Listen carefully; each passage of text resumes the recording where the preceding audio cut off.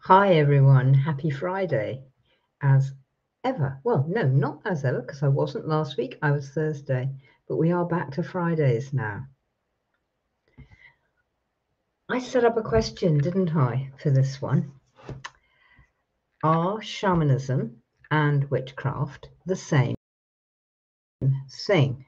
Sorts of answers from all sorts of people. But what you get today, of course, is my take on it, my experience. I've done lots of both.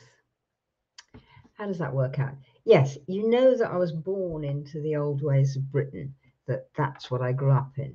And they would normally, I think, be called witchy ways. But since shamanism has been invented, which was back in the 50s really, well, for Western people, then I feel that the difference is not very great. The word shaman comes from the Tungus, which is one of the North Asian tongues of the reindeer people again, of northern Russia now, and it means one who knows. Now, the name we call ourselves in Britain is Awenydd. Let's do that again. Awenydd.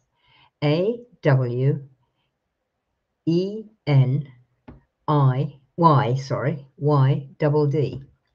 Double D in the old language, which is sort of like modern Welsh, double D is pronounced th, like th. Now, Awenydd means spirit keeper and one who knows. Now, what the indigenous peoples all around the world call themselves will always translate into that, into someone who knows and some form of spirit keeper. And what do either of those mean? What does it mean to keep spirit? I do get asked this quite often. I have a cartoon brain, as I think you all know, so it does verge towards bottles of single malt whiskey occasionally. But I draw myself back from that because that is just me being crazy and daft. And I say, the one who is keeping the idea of spirit alive. Now, in Britain, this has been really quite hard, well, very hard work for the past 1,000 years and more, and pretty hard work for the past 2,000 years, and not totally brilliant, actually, for the past 4,000 years. We were really good, like everybody else in the world, during the Paleolithic. We were fine because the way we lived, it wasn't like modern life, and we didn't have a whole set of rules, and we didn't have a hierarchy as we have now. You have a hierarchy at work. I don't, because I'm the boss and I'm the worker, so I'm everybody. Solopreneurs don't, in that sense, have hierarchies, but most people do. People in families quite often feel that they've got a hierarchy, that, maybe mum is the boss and, dad might be second in the pecking order, or it might be the kids who are next in the pecking order and dad's actually after the cat. That happens. But this pecking order idea, that's sort of, well, it's got very popular since Darwin. I have the privilege of knowing a little bit about that because I live near Shrewsbury, and that's Darwin's town where he was born, and there's loads of Darwin stuff all over it. Darwin, like many people, gets a bit mistranslated. He didn't actually ever say the survival of the fittest, for instance, and he didn't quite really say pecking order. He watched how families and how groups of animals work together, like a flock of sheep or a pack of dogs or foxes, or foxes don't go in packs, and wolves. But for many years, because we've got this sort of hierarchical idea that, there's alpha and omega, and everybody splits up between the two. We thought, for instance, that wolves had this hierarchical idea, and that the omega, as it got, poor soul got called, was the lowest and bottom of the pack. Actually, that's not how it works at all. I know some people who've been studying wolves for, well, since at least 1990, if not before. And a couple of them have actually worked on the Yellowstone project of bringing wolves back. So they're pretty experienced. And they've really studied with them, and they've actually lived with the wolves. Not just sat on the outside with a camera. They've actually been there and actually even been sort of part of the pack. And in most cases, we've got all cases except one where the person started off with 4 wolf cubs.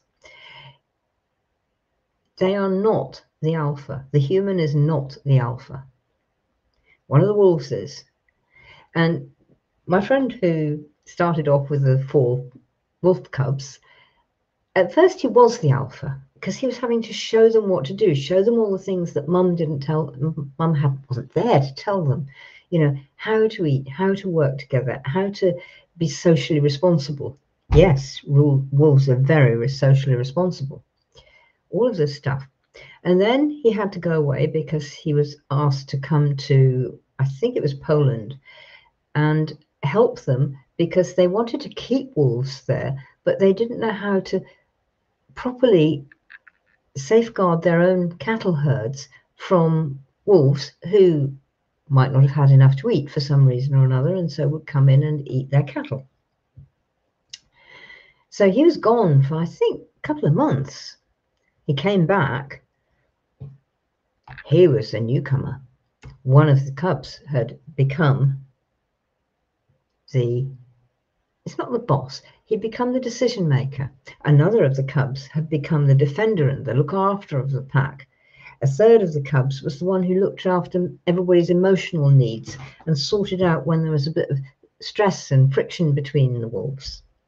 And the fourth one was very good at sort of sorting out hunting and sniffing out where was a good place and looking after everybody that way. They all had jobs.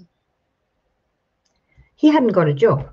Who the hell are you? What are you doing joining our pack? You better be down there. You know, we'll tell you what to do. All of us, all 4 of us will tell you what to do for a while until you've got the hang of it and we find out what your strength is. And therefore, what you do, what your job is in the pack.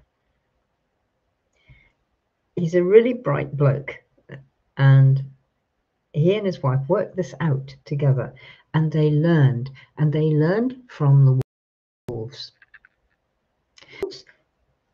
Each of them has a job, and one might be the one who is a decision maker. There will be one who's really good at guarding the pack, and if there's a problem, he'll be on it.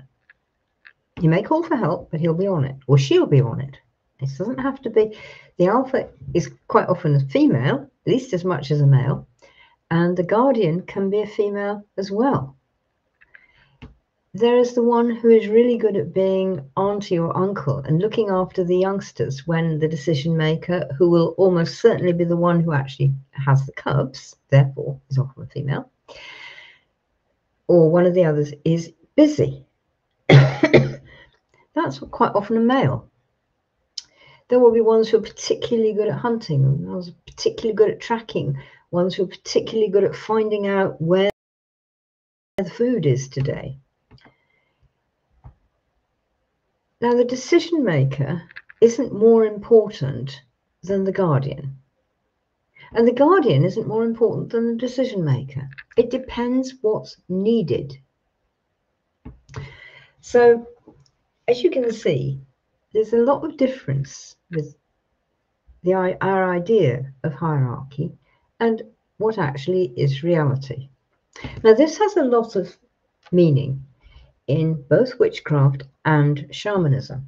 It's one of the reasons why wolf is such an important animal in both. and often an animal who will be a familiar spirit, a guardian spirit, a guide, a teacher. Because they actually know how to live together socially. Wolves are extremely good at that. So actually are wild dogs and several other creatures who live in what we call packs, groups. They have a social way of living, which is not a hierarchy. It's a who does what job and who's needed now.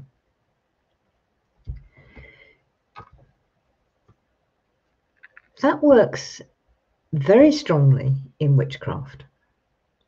And it also works in shamanism. We've come to think, and particularly since it's been really popular to go off to another country and learn their shamanic habits, you think, and read the books on it, you think, and learn shamanism in that way.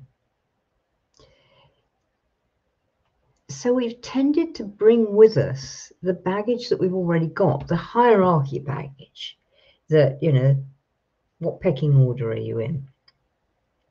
Then there's been all sorts of more modern magic where, you know, you're the high priestess and you're the next one down and you're the next one down and you're the bright beginner who's just starting off.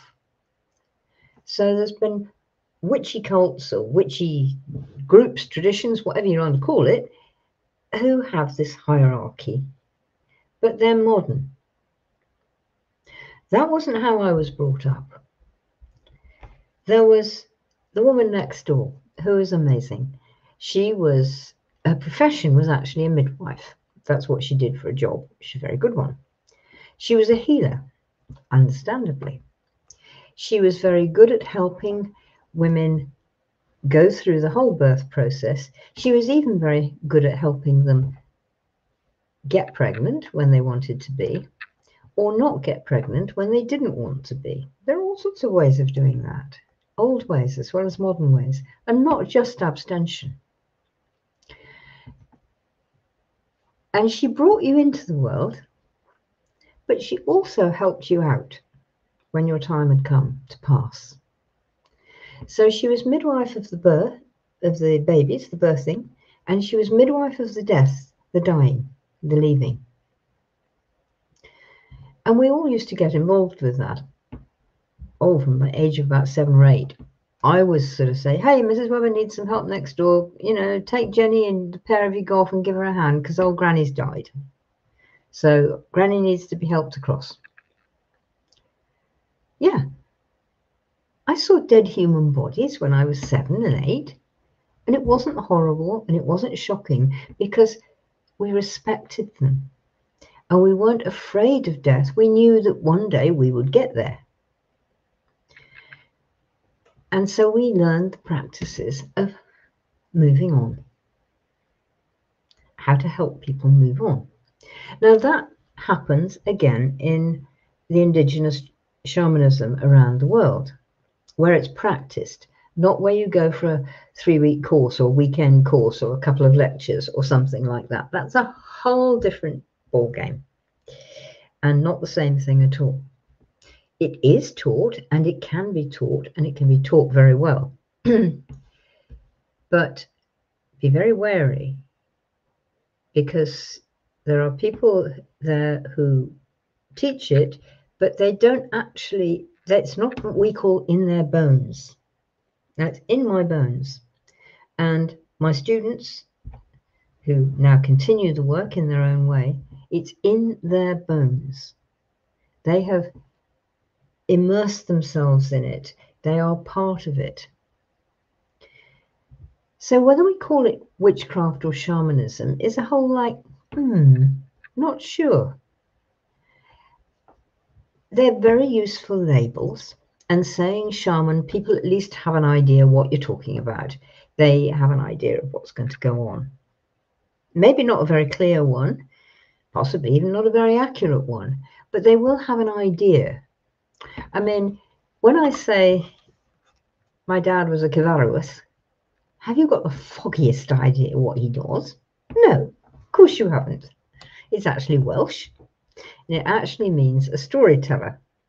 And I think there are a couple of vowels in it, but it's the usual long Welsh word with lots of Y's and W's and D's and things in it.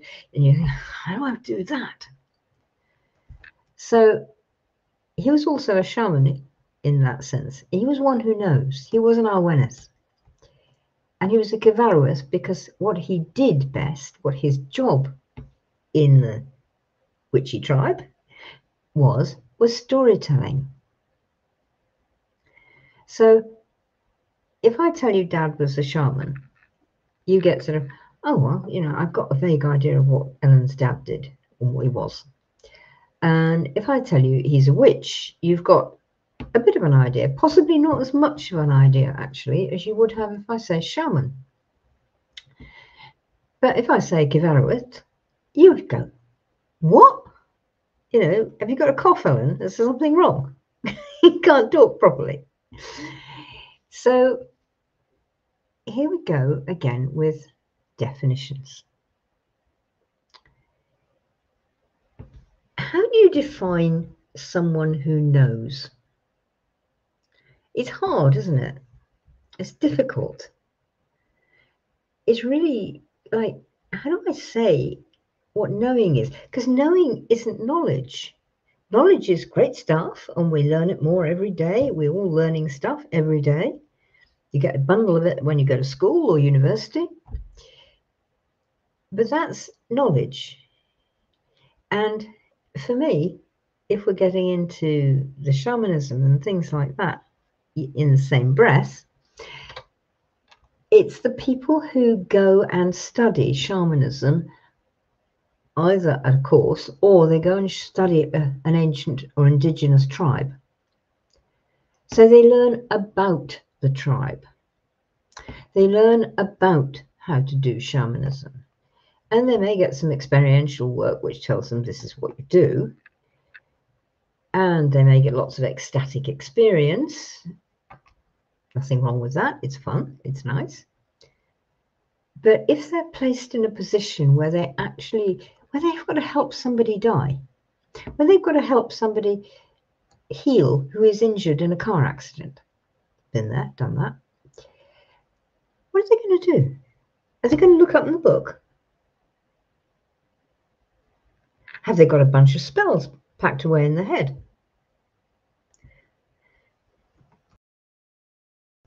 One who knows the book and doesn't need the spells, doesn't need any of that stuff.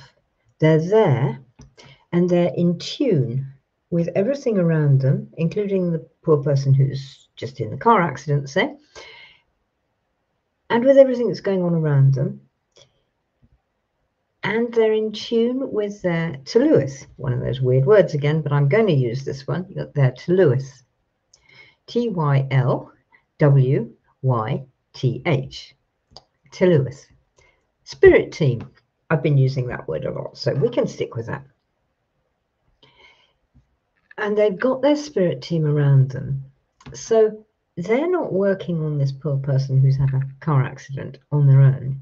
They're there with the team and with all the wisdom that they've absorbed over the years and with their sense of knowing. It's very hard to describe, but you can actually touch someone and know things about them. You don't even need to touch them to know things about them. And people will say, oh, well, you're just imagining that. It's just because you like him or you don't like her or whatever it is. It's not. You know through things you haven't got any scientific measurement for as yet. We may do, but we don't have much at the moment. So we can't actually measure it. We can't actually have a set of words to articulate it with.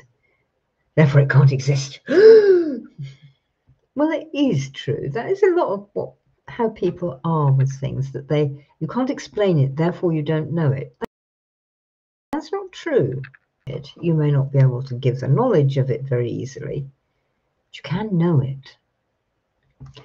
When I'm teaching, I have, you know what my brain's like. I have this lovely thing that I say to people. I say, you want to know what knowing is about? Well, if I throw a bucket of water over you, you would know you are wet.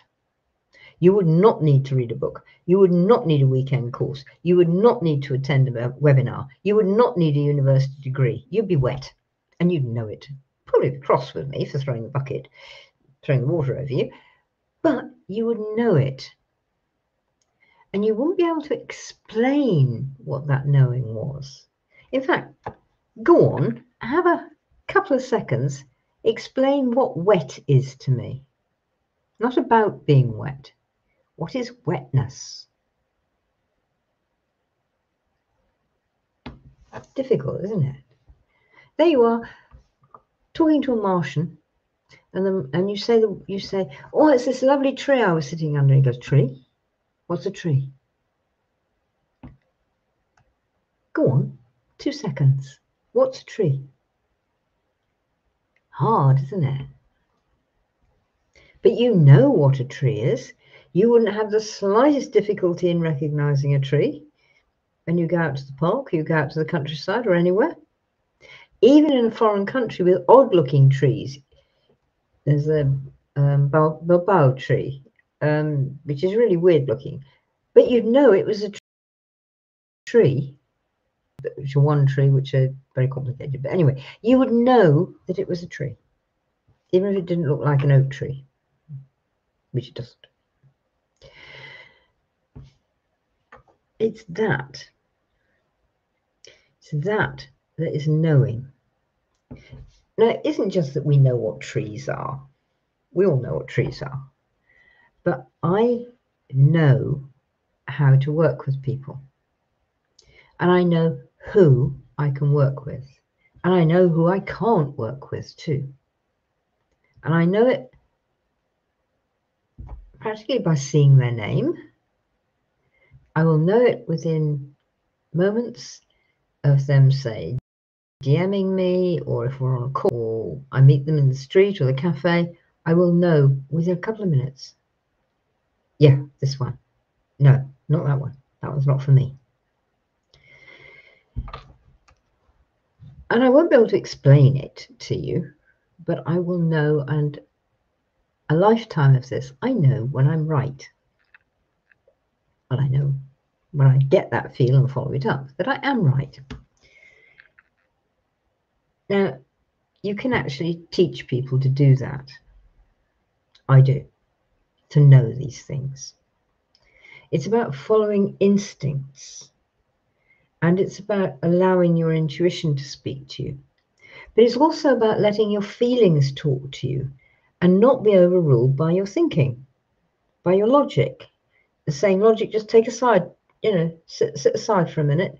I want to hear the instincts, I want to hear the feelings, and I want to hear the intuition. And we'll bring you back in a minute. Because when they're not being shouted down by your head, by your thinking, your instincts and your feelings and your intuition will all have very good messages for you. But since about 1800-ish, we've been told that all that is superstition, that we can't have it. And again, since then, that sort of particularly made witchcraft bad. I mean, witchcraft really got put down from the time of the Normans. Before then, it wasn't too awful, but it actually has been put down since the time of the Christians, when the Christians first came here. Because why? Because all people on a magic path, which is shamans, whatever you want to call us, we are all questioners. We don't necessarily swallow what's normal. We'll look at it and say, interesting, right? And what happens if so-and-so? And we ask awkward questions, and we don't believe just because somebody says so. Just because somebody's got umpteen degrees and alphabet soup after their name. And that means they really know this, does it? Oh. And you won't believe. You just go, show me. When people are insecure, That's a dreadful question. Show me. Rabbit in the headlight stuff. And when people are controlling, that's a really dreadful question too, because most of the time, if you get a question from a questioner, like a witch, like a shaman, they won't be able to answer it. So you're not a good person to have around, because you're not going to follow the rules. You're going to be an apple cart up tipper, as I call myself. So what is the difference between witchcraft and shamanism? Is there one, or is this just labels? For me, I think it's labels. And also, something you may not realize, but the sort of witchcraft I do is particularly related to the land of Britain, because I'm very connected to the land of Britain. I was born here as well. That's not necessarily a prerequisite, but I was born here and I feel ultra connected to it. I love it here. There are other places in the world that I love, indeed, and that I've traveled to and enjoyed. But here is home. Here is where my heart is. So the ways that I know are the ways of Britain. They work perfectly well with people who live in other places as well, and people who've been born in other places too. Because I've worked with people from Australia and Africa and the Americas and the Middle East and Australia, and I haven't worked from anybody from the Far East yet. But I won't put it past anybody for that. And they are somehow connected to what I'm saying. So they want it. And they find it really helps their business, because they learn discernment and questioning. They learn to think for themselves. They learn to work for themselves. And they learn to work with their spirit group. And everybody has a Tylwyth. They're just waiting for you to say hi, to get in touch, to connect. So this is what I teach people, is that you do that. Now, we are very good at connecting. We old witches of Britain are very good at connecting with our spirit teams. So are the old, real indigenous people of any country. But the way they do it in Mexico, say, or the way they do it in Western Canada, say, won't be the same as the way they do it in Britain. It really won't. Now, I've traveled to quite a lot of places in my time, and every time I go to a new land, I'm just thinking now, last time I went to Greece, which I love, one of the places I love. The last time I went there, and when I land, I get off the plane, it's sort of like, hello, I've come for a visit. And I'm actually feeling that and saying that in my head. And I'm feeling out, because the energy there, the energy beings, the energy of the spirits in Greece is not the same as it is for me at home. I'm thinking particularly of Crete, because that was the last place I went to in Greece. And I like Crete. I love Crete. It's beautiful. And the energy's there. It's like, ooh, who are you? Whoa, and it's talking to me. And I'm there sort of going, hello, it's me. I'm from Britain. I like it here. I want to get to know you guys. I want to get to know all you energy beings. So I'm feeling that. And I'm adjusting myself to work properly with the people, the spirit beings there. As I do when I go to the shop to buy some bread or some cake or a pastry or something like that. And no, I am not going to try and speak Greek. Last time I went there, by the end of 2 weeks, I was actually not too bad, provided I just speak it and don't try and read it. And I'm fitting in with the people there. It's the same. I mean, I love the south of France. I love the Pyrenees. I'm absolutely, totally. If I wasn't here, that is where I would be. But again, I don't go there being English all over the place. I go there and say, bonjour, je suis anglaise, mais qu'est-ce que c'est? Ask them something. And I bring myself to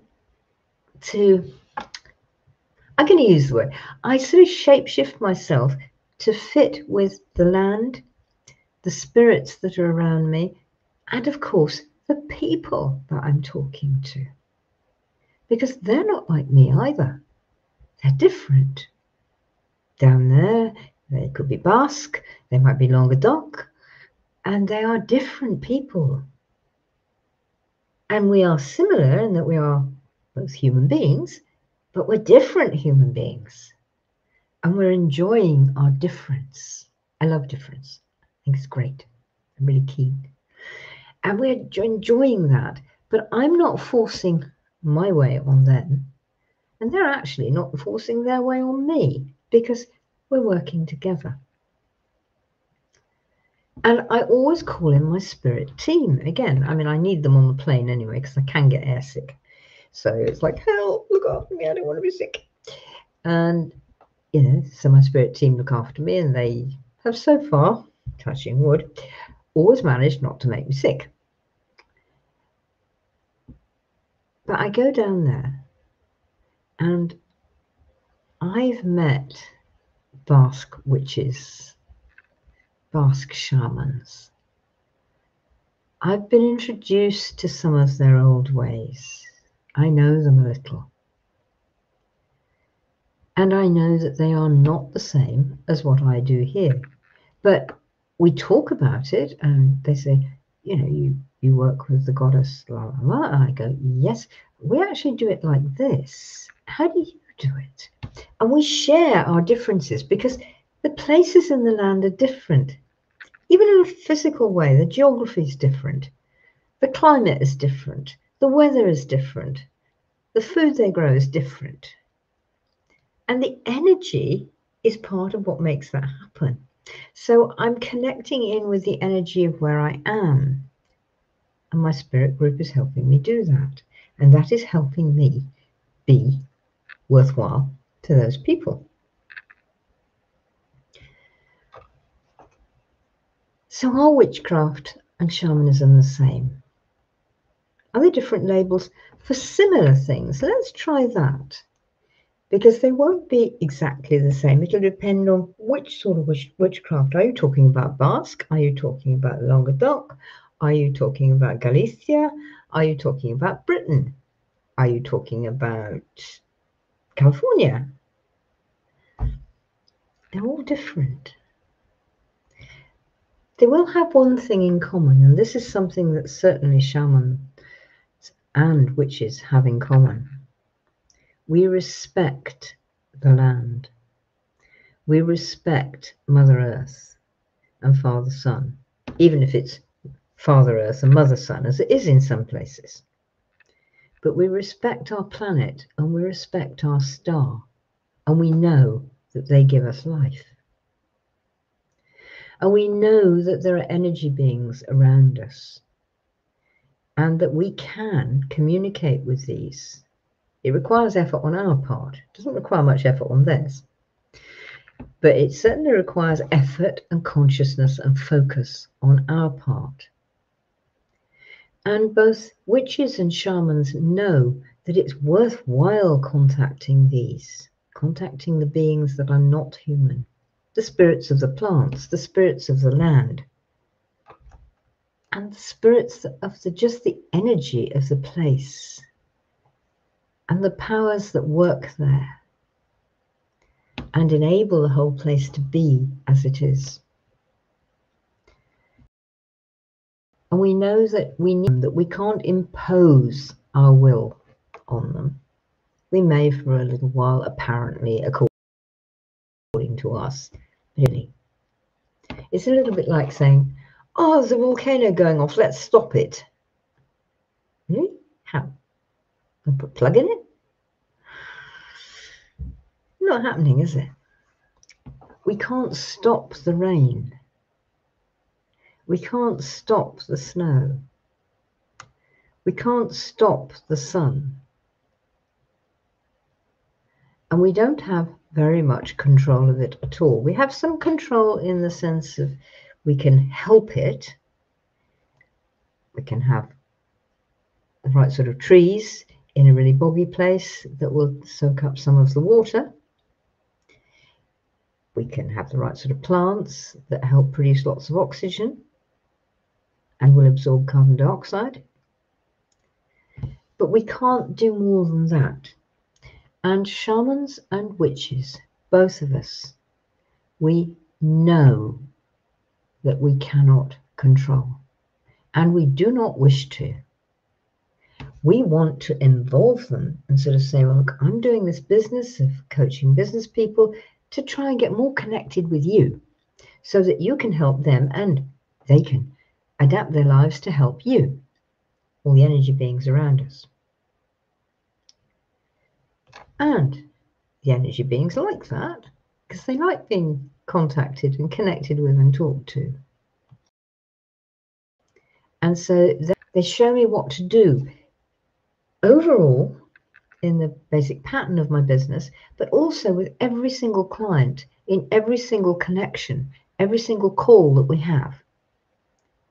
And I go into the client call with what I know we've done, what I feel that would be a good idea that we went on to, but also with no expectations of precisely where we're going to go. I go in with my spirit team around me and say, right, give me the right words at the right moment, in the right place, to this person. Do you know what? It happens every single time. So I'm going to leave you there with, is shamanism the same as witchcraft? And with the fact that your spirit team will help you be precisely where you need to be every moment when you're connected. And that will make your business flourish. So, bye for now. Take care. See you next Friday.